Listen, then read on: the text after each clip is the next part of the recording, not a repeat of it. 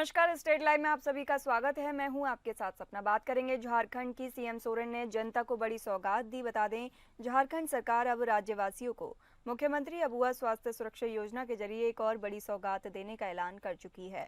मुख्यमंत्री हेमंत सोरेन के नेतृत्व में राज्य सरकार ने अपनी इस नई योजना के जरिए 15 लाख रुपए की आर्थिक सहायता प्रदान करने के लिए एक स्वास्थ्य बीमा हर एक परिवार के लिए उपलब्ध कराने का फैसला लिया, जिसका लाभ तकरीबन 65 लाख से अधिक परिवारों को होने की संभावना जताई गई है।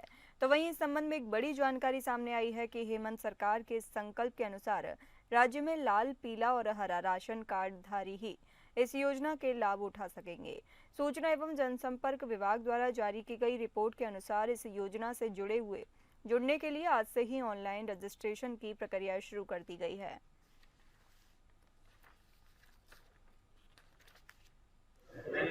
आकलन करके यथाशीघ्र हमें बताएं ताकि उन सभी लोगों को राहत पहुंचाई जाए और जो पुल पुलिया सब टूटे गिरे बह गए उन सब का भी रिपोर्ट हमने मांगा है। झारखंड मुक्ति मोर्चा के संस्थापक और पूर्व मुख्यमंत्री शिबू सोरेन की सेहत से जुड़ी हेल्थ बुलेटिन जल्द ही दिल्ली स्थित सर गंगा राम अस्पताल द्वारा जारी की जाएगी, जिसे लेकर पार्टी के केंद्रीय महासचिव सुप्रियो भट्टाचार्य ने एक बड़ी जानकारी साझा की है। रांची में हुए एक प्रेस कॉन्फ्रेंस के दौरान कल देर शाम उन्होंने ये बताया कि वो खुद दिल्ली जाकर पूर्व मुख्यमंत्री से मुलाकात कर चुके हैं। हालांकि उनकी सेहत कल तक स्थिर बनी हुई थी। इसके साथ ही एक बड़ी जानकारी भी सामने आई है कि केंद्रीय रक्षा मंत्री और रांची के लोकसभा सांसद संजय सेठ ने शिबू सोरेन से दिल्ली में मुलाकात की और सोशल मीडिया पर एक ट्वीट के जरिए पूर्व सीएम की सेहत में सुधार होने की बात भी उन्होंने स्पष्ट की है।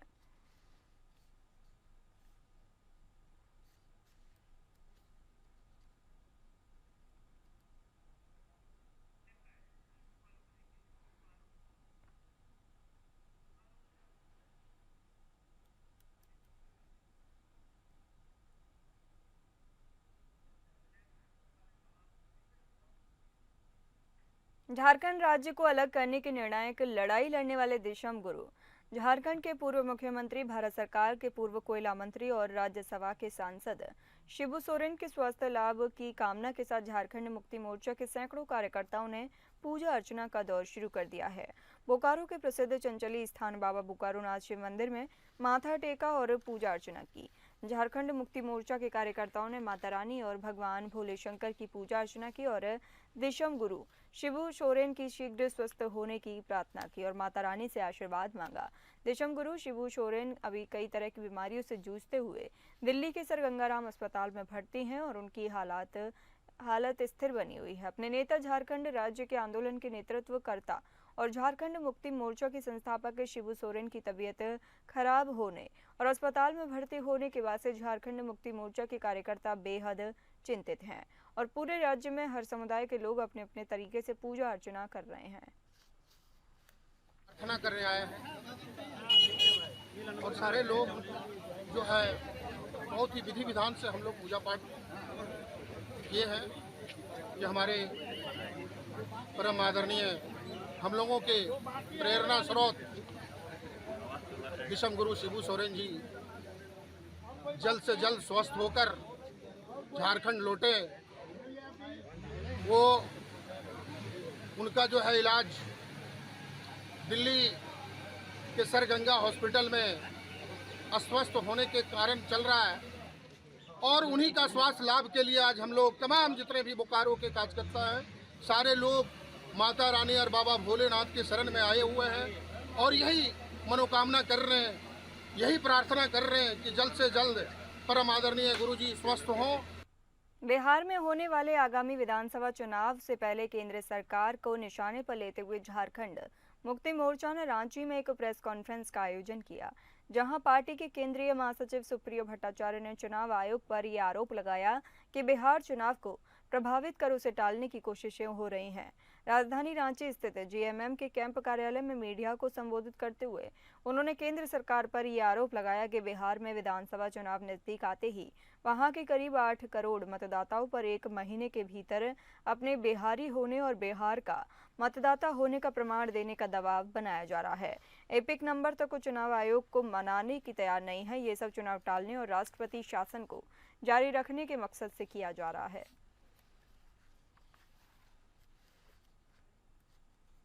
मैं हिंदू मुसलमान वो भाजपा की भाषा है। मध्य प्रदेश में और दिल्ली में, महाराष्ट्र और दिल्ली में जब वो चोरी पकड़ा गया कि बढ़ाने से जीत पाएंगे, तो अब नया थ्योरी आया है कमा के भी जीत सकते हैं। चुनाव अब चुनाव में चुनाव आयोग के पास जाके गुहार लगा के कुछ होगा नहीं। अब तो हुआ कि जो वीडियोग्राफी होगा 45 दिन के बाद उड़ जाएगा, उसका वैलिडिटी समाप्त हो जाएगा। देश बचाना है, लोकतंत्र बचाना है तो संघर्ष की ओर जाना है, और संघर्ष में सत्ता एक माध्यम है, और सत्ता में आपको आने से रोकने का तमाम प्रपंच चल रहा है। बेरमो में प्रबंधन के खिलाफ स्थानीय लोगों ने प्रदर्शन किया। बता दें आपको, बेरमो प्रखंड के अंतर्गत जरीडीह बाजार बिजली ट्रांसफार्मर और पानी के मोटर की खराबी से बिजली और पानी की किल्लत से थक हार कर स्थानीय लोगों ने विरोध प्रदर्शन किया। प्रबंधन के खिलाफ इस गंभीर समस्या का जल्द समाधान को लेकर विरोध भी जताया। इस विरोध प्रदर्शन की सूचना मिलते ही गांधीनगर थाना प्रभारी धनंजय सिंह ने मामले को संज्ञान में लिया और स्थितियों को विरोध प्रदर्शन के उपलक्ष्य में वार्ता के लिए गांधीनगर थाना बुलाया गया, जहां प्रभारी ने उनकी बातों को ध्यानपूर्वक सुना और प्रबंधन को प्रशासन के माध्यम से अवगत कराने का आश्वासन दिया। बता दें कि जरीडीह पूर्वी पंचायत की मुखिया कंचन देवी की अगुवाई में बिजली और पानी की समस्या को गांधीनगर थाना प्रभारी धनंजय सिंह के समक्ष रखा गया, जहां इस समस्या को गंभीरता से प्रबंधन को अवगत कराने और जल्द समाधान नहीं होने पर भविष्य में पुनः विरोध करने की बात कही गई।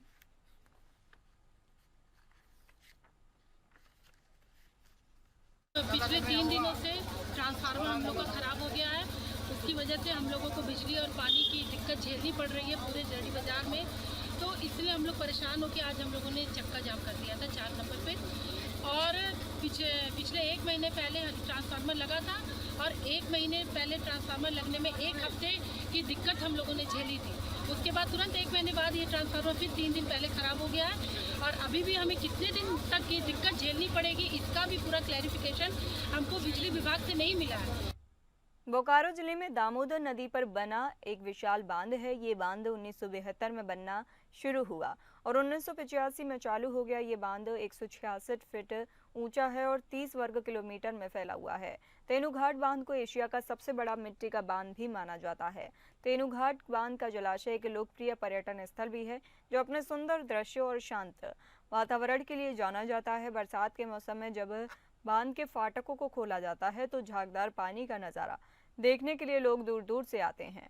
इसको लेकर एपीएन बेरमो की टीम ने स्थानीय लोगों से खास बातचीत की। नमस्कार, मैं हूं प्रदीप।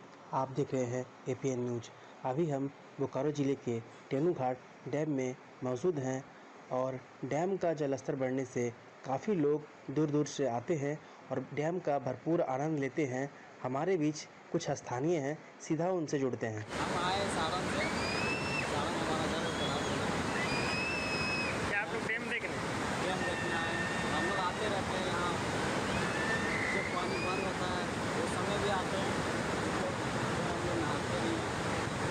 आज हमारे गांव में इतना बड़ा डैम है, बहुत इधर उधर से भी आते हैं। क्या नाम हुआ आपका? मेरा नाम सपरू हुआ। हम लोग आए लोकल से हैं, हम लोग सारण से हैं, और हम लोग जो है इसलिए कि हम लोग के गाँव में ये चीज़ है बेहतरीन। हमको ये चीज़ लगता है, हम किसी को बताते हैं तो प्राउड फील होता है हम लोग। अब बेहतरीन ये चीज़ है कि हम लोग बार बार आते रहते हैं, यहीं पे घूमने के लिए, छुट्टी करने के लिए यहीं आ जाते हैं। हुआ पे? मेरा नाम तौसीफ रजा हुआ। बोकारो में गन फैक्ट्री का पुलिस ने भंडाफोड़ किया। आपको बता दें, बोकारो के गांधीनगर में कलाली रोड स्थित सूरज कुमार साव के कावेरी मैरिज हॉल के सामने बने गोदाम में संचालित मिनी गन फैक्ट्री का उद्भेदन बोकारो पुलिस ने किया। मिली सूचना के आधार पर पुलिस अधीक्षक बोकारो के दिशा निर्देश में छापेमारी कर इसका खुलासा किया गया। साथ ही सूरज कुमार साव के कावेरी मैरिज हॉल से अवैध केन बियर, विभिन्न कंपनी की शराब का स्टिकर, बक्कर आदि जब्त किया गया। घटनास्थल से ही अवैध पिस्टल बनाने में संलिप्त 2 व्यक्ति प्रवीण कुमार एवं केशव कुमार को विधिवत गिरफ्तार कर न्याय के हिरासत में जेल भेजा गया। गिरफ्तार में दोनों अभियुक्तों द्वारा अपना अपराध स्वीकार करते हुए अपने अन्य सहयोगियों का भी उल्लेख किया गया है, जिसकी गिरफ्तारी के लिए छापेमारी की जा रही है। बोकारो एसपी हरविंदर सिंह ने बताया कि गिरफ्तार दोनों अपराधियों का आपराधिक इतिहास है और इसका नेटवर्क मुंगेर से जुड़ा है, जिसकी जांच पड़ताल की जा रही है।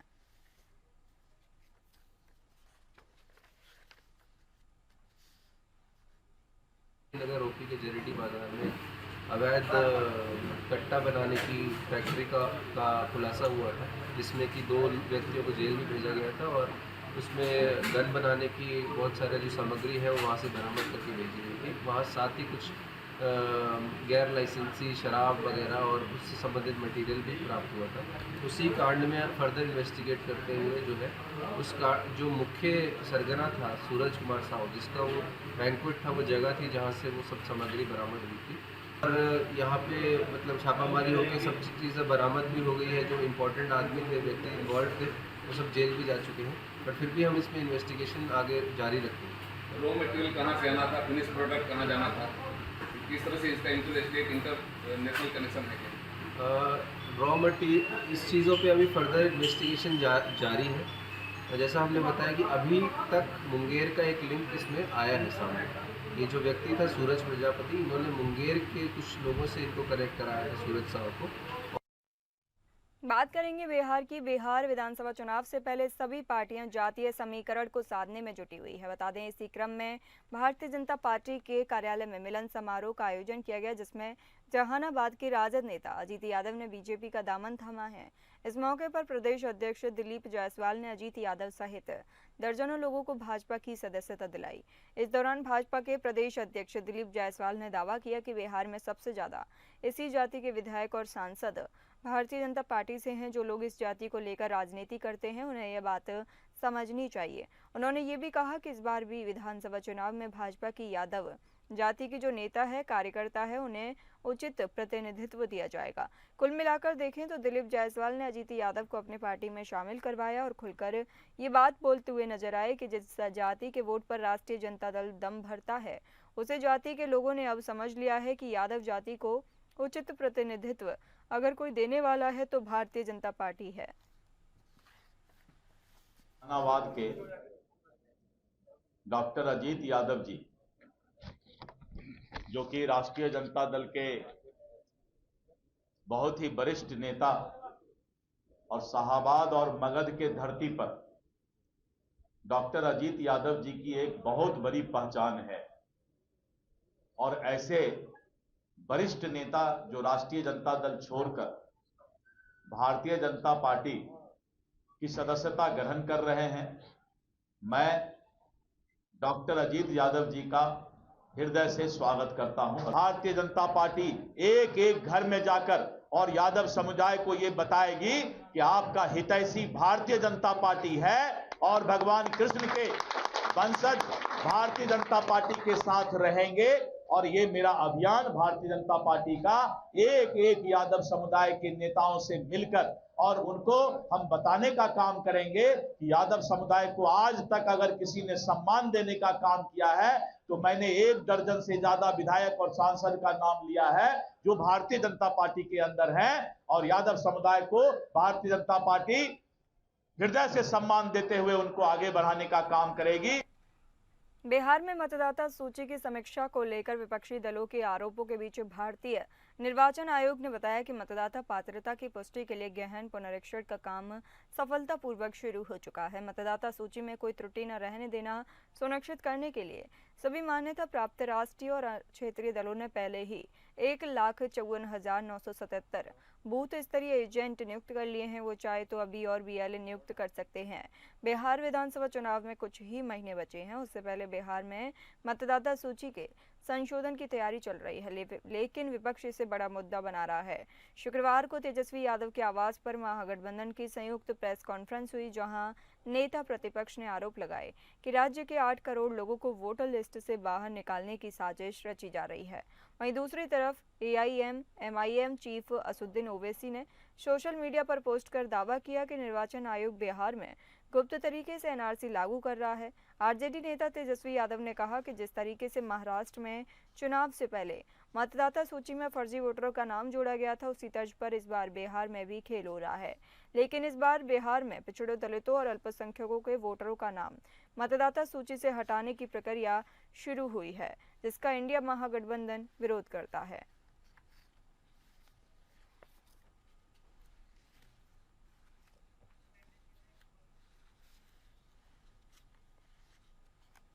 बता दें, बिहार में मतदाता सूची की समीक्षा को लेकर विपक्षी दलों के आरोपों के बीच भारतीय निर्वाचन आयोग ने बताया कि मतदाता पात्रता की पुष्टि के लिए गहन पुनरीक्षण का काम सफलतापूर्वक शुरू हो चुका है। मतदाता सूची में कोई त्रुटि न रहने देना सुनिश्चित करने के लिए सभी मान्यता प्राप्त राष्ट्रीय और क्षेत्रीय दलों ने पहले ही 1,54,977 बूथ स्तरीय एजेंट नियुक्त कर लिए हैं। वो चाहे तो अभी और BLA नियुक्त कर सकते हैं। बिहार विधानसभा चुनाव में कुछ ही महीने बचे हैं। उससे पहले बिहार में मतदाता सूची के संशोधन की तैयारी चल रही है, लेकिन विपक्ष इसे बड़ा मुद्दा बना रहा है। बता दें आपको, शुक्रवार को तेजस्वी यादव के आवास पर महागठबंधन की संयुक्त प्रेस कॉन्फ्रेंस हुई, जहां नेता प्रतिपक्ष ने आरोप लगाए कि राज्य के 8 करोड़ लोगों को वोटर लिस्ट से बाहर निकालने की साजिश रची जा रही है। वहीं दूसरी तरफ AIM-MIM चीफ असदुद्दीन ओवैसी ने सोशल मीडिया पर पोस्ट कर दावा किया कि निर्वाचन आयोग बिहार में गुप्त तरीके से NRC लागू कर रहा है। आरजेडी नेता तेजस्वी यादव ने कहा कि जिस तरीके से महाराष्ट्र में चुनाव से पहले मतदाता सूची में फर्जी वोटरों का नाम जोड़ा गया था, उसी तर्ज पर इस बार बिहार में भी खेल हो रहा है। लेकिन इस बार बिहार में पिछड़ों, दलितों और अल्पसंख्यकों के वोटरों का नाम मतदाता सूची से हटाने की प्रक्रिया शुरू हुई है, जिसका इंडिया गठबंधन विरोध करता है।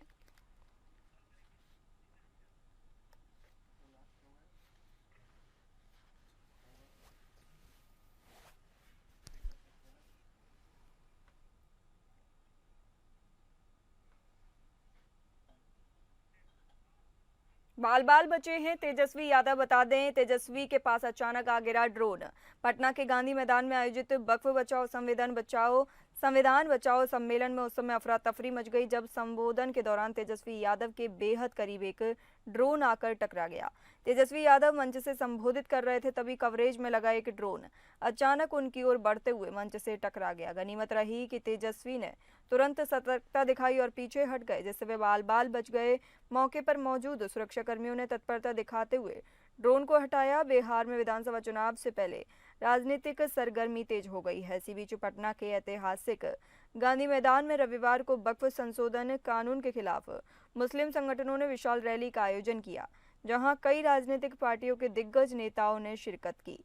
इस सम्मेलन में कांग्रेस के वरिष्ठ नेता सलमान खुर्शीद, राष्ट्रीय जनता दल आरजेडी के नेता तेजस्वी यादव और ऑल इंडिया मजलिस इत्तेहाद मुस्लिमीन के प्रदेश अध्यक्ष व विधायक अख्तरुल इमान ने केंद्र सरकार के प्रस्तावित वक्फ संशोधन बिल को लेकर तीखा विरोध जताया। नेताओं ने इस बिल को मुस्लिम समुदाय के हितों के खिलाफ बताते हुए इसे रद्द करने की मांग की।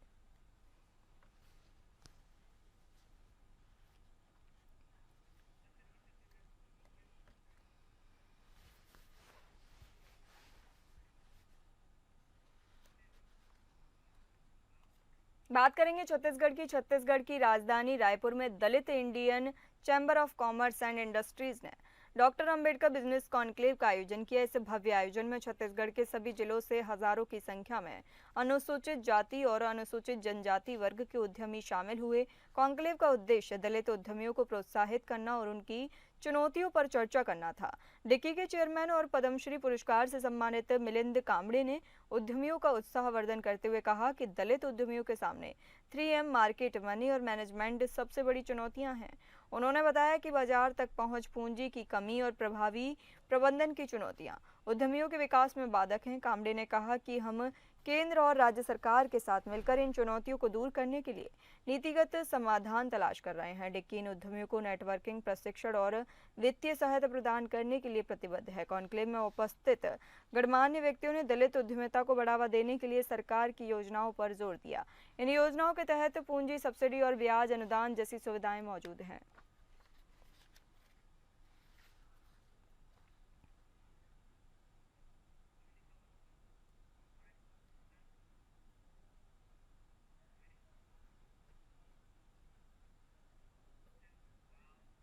रायपुर के पीड़ित किसानों ने हीरा ग्रुप से जुड़े रितेश कुमार महतो पर गंभीर आरोप लगाए।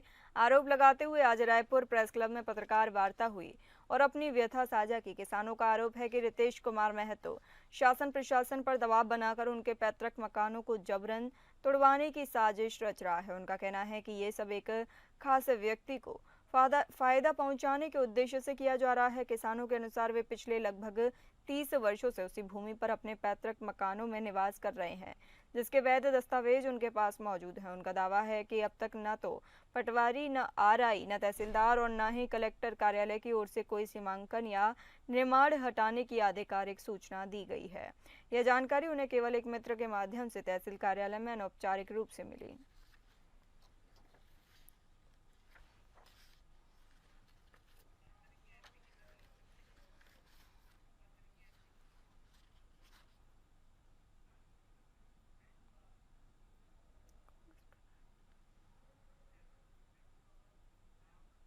बात करेंगे मध्य प्रदेश की कांग्रेस प्रदेशाध्यक्ष जीतू पटवारी के विरुद्ध दर्ज हुई एफआईआर को लेकर राजनीतिक गलियारों में सरगर्मियां बढ़ गई हैं। एक तरफ कांग्रेस इसे सत्ता के इशारे पर झूठी एफआईआर दर्ज किए जाने का आरोप लगा रही है। इसी कड़ी में जबलपुर में एनएसयूआई के कार्यकर्ताओं ने मालवीय चौक में दर्ज हुई एफआईआर का विरोध करते हुए सीएम मोहन यादव का पुतला फूका, जहां एनएसयूआई कार्यकर्ताओं और पुलिस के बीच इस दौरान झड़प भी देखने को मिली।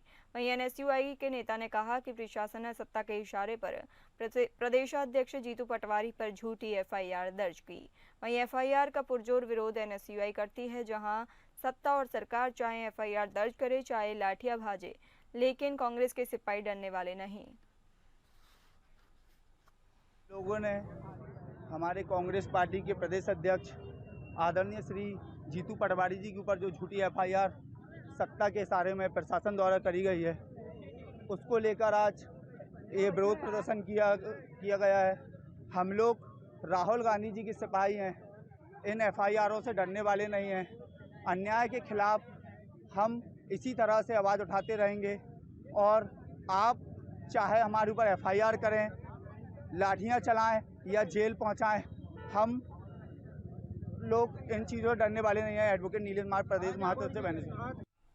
बात करेंगे पंजाब की कपूरथला में सुल्तानपुर लोधी में दिन दहाड़े डकैती का मामला सामने आया। बता दें, अमृतधारी युवक की हिम्मत से 2 लुटेरे पकड़े गए, एक फरार होने में कामयाब रहा। दरअसल दोपहर के समय दहशत का माहौल उस चरम पर पहुंच गया जब गुरुद्वारा श्री बेर साहिब से लौट रही बुजुर्ग महिला के साथ लूट की वारदात हुई। बीच सड़क पर 3 लुटेरों ने घेर लिया, उसके कपड़े उतार दिए और नकदी छीन ली। बेबस महिला की चीखें सुनकर एक अमृतधारी युवक देवदूत बनकर मौके पर पहुंचा। लुटेरे को देखकर वो मोटरसाइकिल पर भागने लगे, लेकिन गुरु के सिख युवकों ने बहादुरी से उनका पीछा किया और तीनों को पटक दिया। इसी बीच एक लुटेरा मौके से भाग गया, लेकिन अन्य 2 लुटेरों को अन्य युवकों की मदद से मौके से ही पकड़ लिया गया।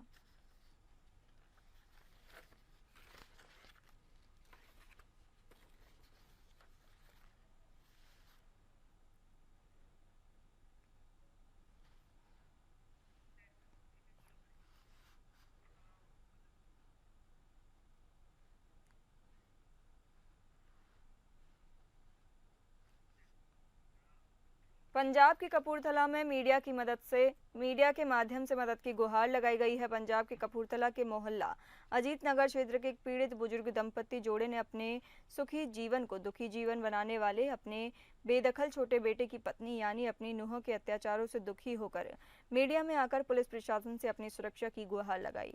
कपूरथला के अजीत नगर क्षेत्र के रहने वाले, इनके साथ आस पड़ोस के रहने वाले लोग पीड़ित बुजुर्ग दंपति के कहने पर उनके घर पहुंचे। पीड़ित दंपति के अनुसार, हमने छोटा बेटा और उनकी पत्नी को बेदखल कर दिया है। बेटा विदेश में काम करता है, दोनों को ही बेदखल कर रखा है। पीड़ित बुजुर्ग माता ने बताया कि उनके पति का कमर का चूल्हा का निचला हिस्से ने धक्का देकर तोड़ा है। पीड़ित दंपति बुजुर्ग जोड़े ने पंजाब पुलिस से न्याय की गुहार लगाई है।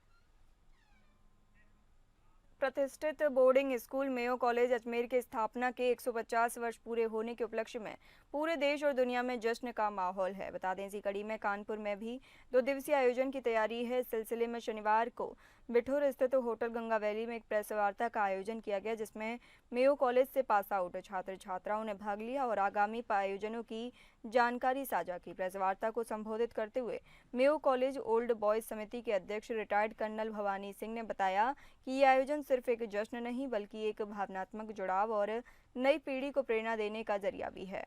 उन्होंने कहा कि इस आयोजन का उद्देश्य पुराने और नए विद्यार्थियों को एक मंच पर लाकर एकजुट करना है, ताकि हम भविष्य की दिशा तय कर सकें और अगले 150 वर्षों की रूपरेखा तैयार कर सकें।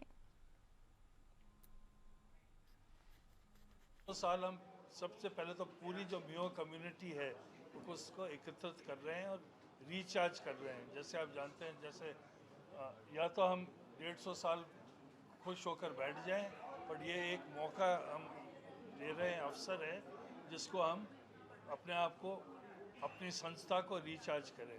हमारे मुख्य अतिथि इसके नंदन नीलेकानी साहब हैं, जिसके बारे में आपने सुना होगा, और 4 दिन के लिए हम वहाँ पर कॉन्फ्रेंस भी रखेंगे। जो हमारे स्टूडेंट्स हैं वो प्लेज करेंगे, म्यूज़िक कॉन्सर्ट्स करेंगे।